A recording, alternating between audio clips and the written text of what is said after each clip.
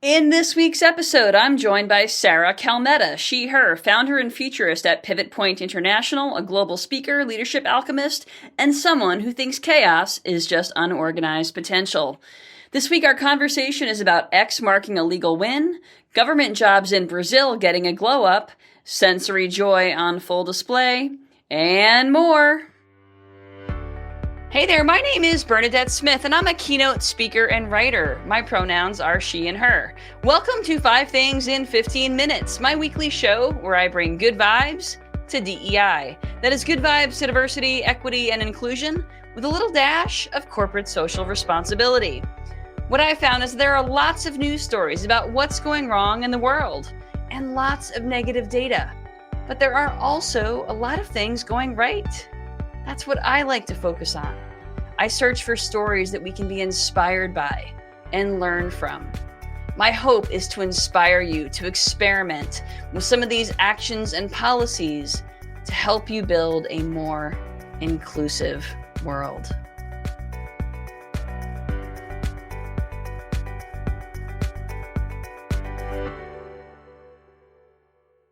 Sarah, welcome to the show. Thank you so much for having me, Bernadette. It's a pleasure to be here. I love that you're here, especially since you're going to talk to us a little bit about pivoting, and I think it's a great time to be having that conversation. But can you tell folks a little bit about yourself? Yeah, absolutely. So my name is Sarah the Pivoter. That's inspired by Rosie the Riveter. I started my business 5 years ago while living in Hong Kong. And all around me, it was the height of COVID, the very beginning of it, I should say. And people were not prepared for the pivot. And they couldn't even see it coming, even though it was staring them in the face. And so I was curious about this, and I started to do research, and I started to look at what are the different perspectives people hold, and why are they not able to see what is common sense or what is right in front of them. And I realized that a lot of people have blinders on. We're very, very good at telling stories to ourselves and convincing ourselves of certain things. And we don't prepare for the smaller pivots. You know, we're all accustomed to, oh, I'm going to get a new job. I'm going to move, have a baby, someone's passed away, etc. But we're not preparing for those big moments by building the foundational skill sets that are really required to help us navigate complex situations with grace and strength, right? It's one way to stumble your way through something and like just get to the other side and go, whew, I made it. Yeah. And it's a completely other thing to do that with intention and be really aware of what's going on and know where you need to ask for help and what you're capable of. And are you even going in the way that you desire? I love that. So, I think that we're kind of in this strange place again. There's not a pandemic, but there's definitely a lot of uncertainty for a wide variety of reasons. I think there are a lot of businesses being impacted right now, small and large, a lot of individuals seeing the effects of that. What is one thing an individual can do to prepare themselves or to take these smaller intentional actions to have that pivoting strength, capacity? Yeah, this is a great question and something I get asked a lot. And my answer is slow down. Okay. Which is hard. The world moves fast. I have a whole keynote around it. Why? Because I also need this advice. When we can get really still and really quiet, we can get more clarity for ourselves.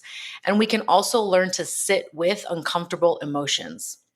Having emotional granularity is proven by science and positive psychology to make people happier. Even studying positive psychology will make you happier because you understand what is going on. And when you can understand your experience and you can recognize that this is temporary, Cory Muscara, a very well-known meditation guide, is always known for saying, this moment, it's like this. And so when you can build that muscle and you have that foundation, even when things are going wrong and people around you are running around like headless chickens and it seems like nothing is in order, this moment is like this and I can get through this. Okay, what do I need in this moment? And then you can start to apply the right tools, because what I see oftentimes is people applying a blanket tool of meditation or a blanket tool of exercise or a blanket tool of watching Netflix until it asks if you're still there. Right. And getting still and slowing down gives you the capability to be a lot more intentional, but also you know that you can get through the difficult experience because you're already experienced and practiced at that. Mm. Well, and I think that there's a value in some ways to, just sort of watching Netflix until it asks if you're still there. But at the same time, I mean, that's just sort of, that's not stillness. It is in a way, but it's like brain clutter. It's not silence, right? And I think there's a difference. I wouldn't call that, stillness. And physical it is, but not mental. Right. And at the same time, okay, that's a limit, but it's a serve, because if you don't yet have the capability, the skill set to process your own emotional experience, a lot of people were not taught this by their parents. It wasn't healthily modeled at young ages. Right. They didn't learn it in school. It's a relatively new thing to be talking about in schools at young ages. Then that coping mechanism is what allowed you to get through something difficult, or to not break down because of this intense emotional experience you're having. Is it something you want to keep doing forever?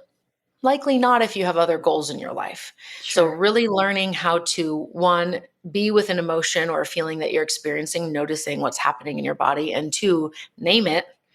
Our friend Sean Flaherty likes to say, if you can name it, you can tame it, which is very, very true. As soon as you know what something is, the fear of it goes away.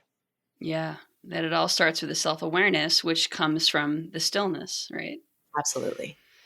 Yes. I mean, that's certainly been a journey for me, is learning all of those things. And it's always a work in progress. And I think right now we need to sort of give ourselves that grace and that space to figure it all out. Absolutely.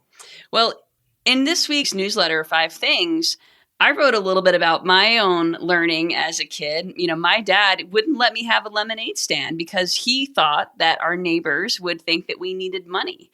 So the messages I received were to be independent, to not ask for help, definitely not talk about personal problems. And those were things that I had to unlearn, and to learn that actually we have deeper connections when we are more honest, when we are a little bit more real. But I think that it takes practice. I mean, that's a muscle we have to build. So I shared a little example of something that I've been practicing is when someone actually asks how I'm doing, answer them honestly, not without oversharing. I mean, there's got to be a limit, but answer them honestly, and start with some low stakes environments to test this in. But I think it gives us the opportunity to practice building that muscle. Absolutely. And I love that you use the word practice there, because it is a muscle, right? And it will feel a little awkward and clunky. You might feel the proverbial soreness afterwards, like, oh, did I do that right? Was that a bit weird? And when you just embrace the weirdness, I mean, I live in Austin, so I definitely have, but it becomes easier with time, right? And then the next thing you know, you're not even thinking about it. And it's just something that you are, rather than something you're doing. And so it takes time to, and starting small, right? Like you said, low stakes environments, you can just say, honestly, it's been hard. I've been up against it lately. I think I'm coming through though. How are you? Exactly. Right? You don't have to give them the whole sob story or give a million details, but you can be honest. And then depending on that relationship, that connection, they may ask a follow-up question, and, that opens the door for connection.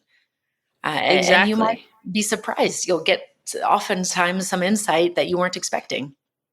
That's true. And then other folks might share a little bit too, and it just deepens, right? But you've got to start somewhere, and someone's got to go first. So you might as well be you. Absolutely. All right, well, let's move into this week's Good Vibes. The first story this week comes from Omaha, where the Performing Arts Center is redefining accessibility with the Sound Shirt, a groundbreaking jacket that transforms sound into touch. So this is wearable technology that allows deaf and hard of hearing individuals to feel the music in real time, matching different vibrations to instruments across the stage. This rolled out recently at a show called Interwoven. So adaptive fashion and silent disco in this Interwoven show. I love it. Yeah, that is fantastic. I mean, when I saw that, I actually thought, I want one. because it would be such an experiential moment. And, I have the headphones that go behind your ears and they vibrate the bone here. And so Oh, you're never heard of actually, those. yeah, it's actually how we receive sound is through the vibrations, right? And so Mm. that is where we're getting most of the sound, and then just a very tiny faint actual auditory experience. So it gives you the situational awareness. You don't have something inside your ears. Oh. But oftentimes when I'm at a music festival or at a really great concert, my eyes are closed anyway. I'm just Mm-hmm. feeling the music and dancing.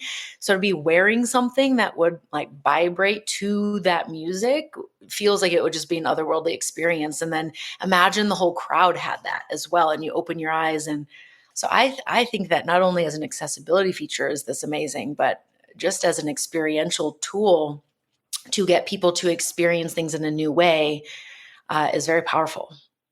It is, and the idea originated with disabled communities, right? And like many of the ideas that come from folks like that, it's good for everyone, as you said. It's something that can really enhance everyone's experience and just be a transformative community experience, which just creates memories. Absolutely. All right, the second story this week comes from Tulsa, where on the 104th anniversary of the 1921 Tulsa Race Massacre, the city took a historic step forward by unveiling a $105 million Greenwood Trust aimed at generational repair. So some of you may know that white mobs destroyed Tulsa's thriving black business district in 1921. And so this trust is about healing the economic and cultural scars, and the funds will support affordable housing, cultural preservation, legacy wealth building for the survivors' descendants. It will include publicly transferred property and community input. It's amazing, especially now, to see this stuff still coming forward. Yes, it gives me a lot of hope. There's always going to be things going on in the world that are terrible, that seem like we're going backwards. I mean, no matter when you look at the news, whether it's today, 50 years ago, 100 years ago, we have some patterns as humanity. And yet, initiatives like this, they really bring people together, build community, and it helps us step into another's world and really understand. And that generational repair is so important because we don't see it unless we can go and experience it. And I just recently saw some photographs that were taken from an aerial view to show the wealth disparity in different places like South Africa, Mm. the UK and Brazil, and it's like literally a line, and then these big estates and lots of green and all of this space, and then on the other side, like shanty towns, Mm. just across like the train tracks, if you Yeah. will. Yeah, and imagine the ripple effect that this can have with those families who now have extra money to reinvest in their own communities, to inspire others, to invest in others, to build their own businesses or whatever the case may be. I mean, the ripple effect is huge, the economic impact. I mean, listen, a lot of these good vibes are about making more money for someone, right? Right. Because it does, that's at the end of the day part of the bottom line and how these things move forward. So it really has a profound ripple effect, and I love that justice is served in some way. All right, the third story this week comes from Puerto Rico, where the Supreme Court ruled that non-binary people can now list gender X on their birth certificates. So it already allows for gender changes more generally, but now it's birth certificates, and it joins 17 U.S. states affirming the legal recognition of non-binary identities is both possible and constitutionally required. This is important because it opens access to healthcare, housing, education, and safety. And what I love about this is that this is moving forward despite federal rollbacks of trans and non-binary rights and protections, including the suspension of X markers on passports. So, Puerto Rico is moving forward. Other states are doing some cool things, and they're still doing it despite the current environment. Yeah, that's powerful because that's a powerful stand to take. And it really goes to show, I mean, all people have a right to exist. Right. All people. And I saw something the other day that said pride is important because it means that someone isn't crying in the bathroom somewhere thinking that they're better off dead. Yes. And that is so true, and so it's really, again, you don't have to subscribe to that. You don't have to become that, but you can let other people exist. All we want as human beings is to be seen and heard. Every single people problem that exists is because someone didn't feel seen or heard. That's it. Mm. And they didn't communicate well. And then they're now reacting and they're living in a story. And then it goes on and on and on in this vicious circle. Yep. And so when we see people and we hear them, that's all we ever ask. When you think about like, why do you get offended when something happens, or why do you have an intense emotional reaction? It's because you feel marginalized, you didn't feel seen or heard or understood. And now there's an underlying fear that comes with that, because in the past it meant you were kicked out of the tribe and you wouldn't have resources. And so if you want that, everyone wants that. And so you can't get that for yourself unless you give it to others. Yes. And I think that the scarcity mindset that so many of us were raised with, that sort of the sense that there's not enough, is a myth, right? And so we have to learn that just because someone else has a quality doesn't take anything away from you, right? And there's enough to go around. There's enough love to go around as well. Yes, absolutely. All right, the first story this week comes from Spokane, Washington, where the Shadle Park High School developed an adaptive field day event for over 200 special education students across the district. So the field day has a petting zoo, sensory tents, wheelchair basketball, superhero volunteers designed around neurodiverse needs. There are sensory-friendly zones that allow students to stim, retreat, or engage however they feel best without judgment. Love this. And it was a community event. They had Parasport Spokane involved, the Velocity soccer team involved. Love this. Yeah, this is fantastic. And, it's really, I remember growing up and there was the short bus, right? And all these things that people would say.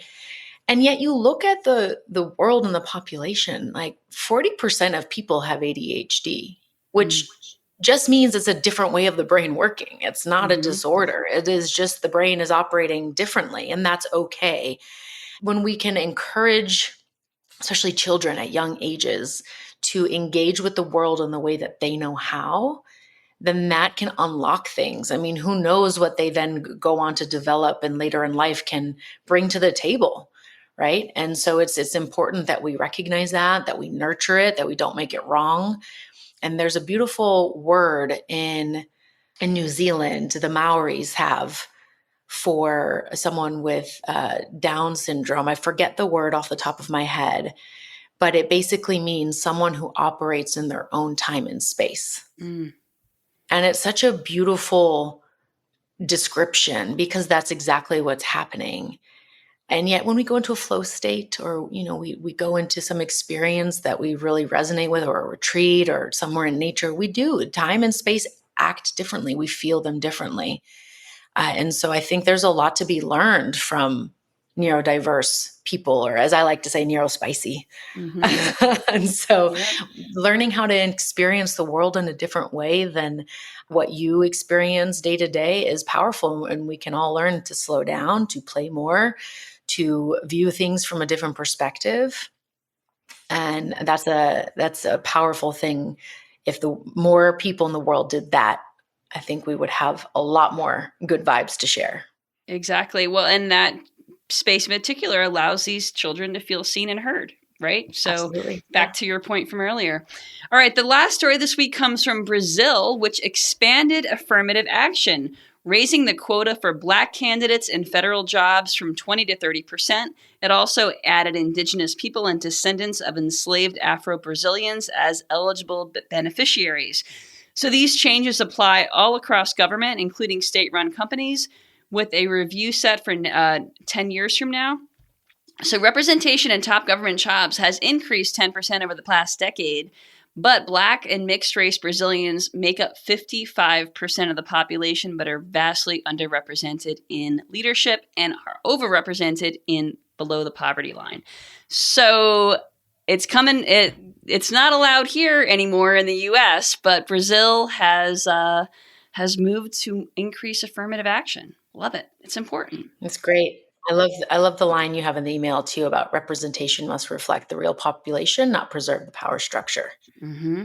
And I feel we're at a very critical time in history where that's what's happening. The traditional power structures are being challenged, and we also need structure. So it's this like dance that we're going through, but the old ways are crumbling and dissolving and dissembling, and then we get to rebuild from that. Indeed. Indeed. All right. Well, let's move into this week's Good Vibes to Go. I'll share my Good Vibe to Go and then invite you to share yours. So I would recommend that you check out and subscribe to the weekly Queer News Podcast, a quote, Ambi award-winning weekly news podcast where race and sexuality meet politics, culture, and entertainment, hosted by Anna Deshawn, who's a former guest on this show. Queer News Podcast. We'll put that link in the show notes. Sarah, what's your Good Vibe to Go? Well, my Good Vibe to Go is just the reminder that even if you tend to think that the glass is half empty, or if you think the glass is half full, it is always refillable. And you get to choose what you fill it back up with. Oof. Mic drop right there. Good wisdom to end on. Thanks, Sarah. How can folks get in touch with you? Great question. They can find me on LinkedIn or Instagram. You can Google Sarah the Pivoter or Sarah Kalmeta and go to sarahkalmeta.com. You can find my podcast and learn more about what I do and who I am. And I would love to talk to you. All right. We will make sure that gets put in the show notes as well. Thank you so much for being a guest. This has been a really fun show and appreciate you being here. You're so welcome. Thank you for having me. All right. Thanks, everyone. Have a great week. Thank you for listening to 5 Things in 15 Minutes. I hope you found yourself inspired by at least one of this week's stories. If you did, would you mind sharing it with a colleague and leaving us a review on your favorite podcasting platform? And if you don't already get my 5 Things newsletter, join at 5thingsdei.com. I'm Bernadette Smith, and I'll see you next week right here for 5 Things in 15 Minutes, bringing good vibes to DEI.